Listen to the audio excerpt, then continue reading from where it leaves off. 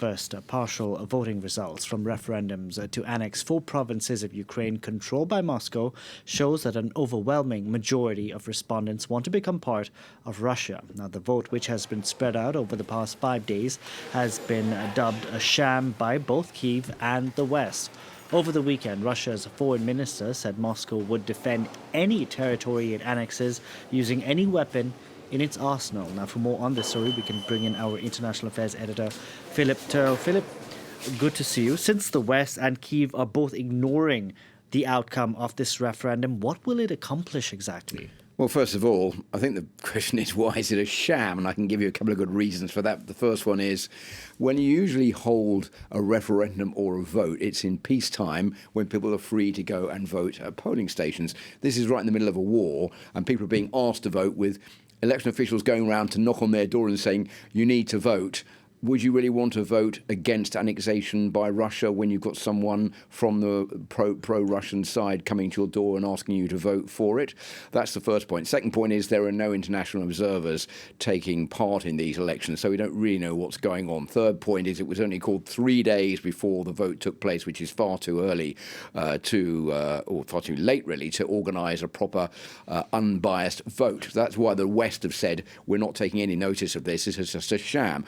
So what's going to happen next? Well, it looks pretty certain that with these unbelievable scores, which have given, I'll give you the latest ones we have, 98% in Luhansk and Donetsk, with about 15% counted, 96.9 in Kherson, and 98.1 in Zaporizhzhia. That's based on 14% and 18% of votes counted so far, which will probably be pretty much, I think, what we'll see at the end of this referendum.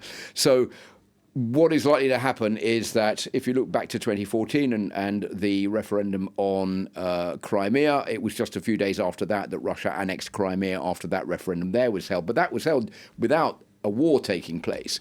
This time around, we're right in the conflict, but it looks like the noises coming out of Moscow are that annexation is going to take place pretty quickly, probably by the end of this week. Okay, so annexation could be taking place pretty quickly. Kyiv has responded, even though they've said that they're going to ignore the results. They're saying nothing on their part is going to change when it comes to the battlefield. So that is where the bluff is going to be called on one side or the other. Is the West going to call Russia's bluff by saying, referendum or no referendum, we're going to carry on with the war and we're going to carry on until we push out all Russian forces from areas that belong to Ukraine? That is the message coming out of Kyiv. That's what President Zelensky has always said. He will not give up on this war until Ukraine takes back all of the territory that it believes is theirs. Including Crimea?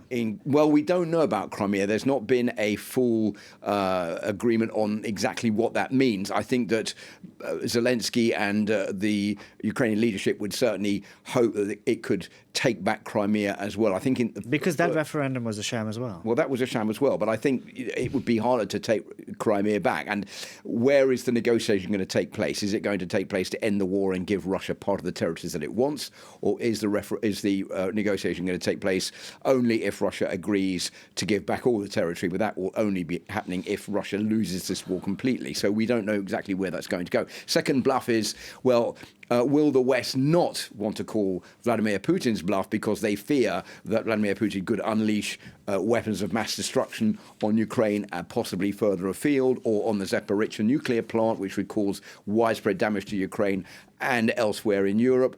We don't know. The noises coming out of the European capitals and the United States at the moment seem to say that referendum or no referendum, this doesn't change anything in the war. Russia is out of order, and we're going to push Russia out and push it back until we get hold of Ukraine's territory as it should be, i.e. back to the borders before the 2014 invasion of Crimea. We'll see how that announcement from Moscow could potentially change anything or keep things the same. Thank you very much for that, Philip Turle there.